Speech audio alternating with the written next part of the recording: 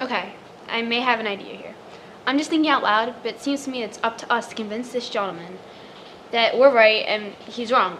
Maybe if we each took a minute to, try it on for size. Okay, let's start it off. Oh, well, I just think he's guilty. I thought it was obvious, but nobody proved otherwise.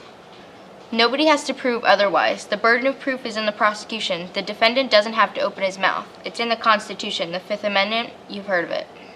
Well, sure, I've heard of it. I know what it is.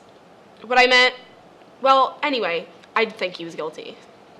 Okay, let's get to the facts. Number one, let's take the old man who lived on the second floor, right underneath the room where the murder took place. At 10 minutes after 12 on the night of the killing, he heard loud noises in the upstairs apartment. He said it sounded like a fight. Then he heard the kid say to his father, "I'm going to kill you."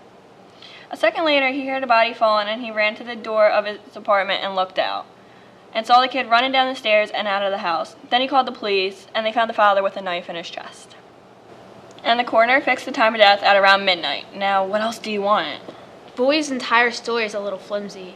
He claimed he was at the movies. A little ridiculous, isn't it? He couldn't even remember what pictures he saw. That's right. Did you hear that? You were absolutely right. Look, what about the woman across the street? If her testimony doesn't prove it, then nothing does.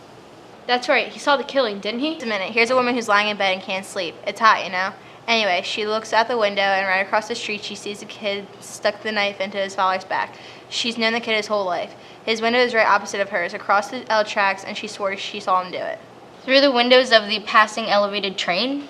Okay, and they proved that you can look through the windows of a passing L train at night and see what's happening on the other side. They proved it.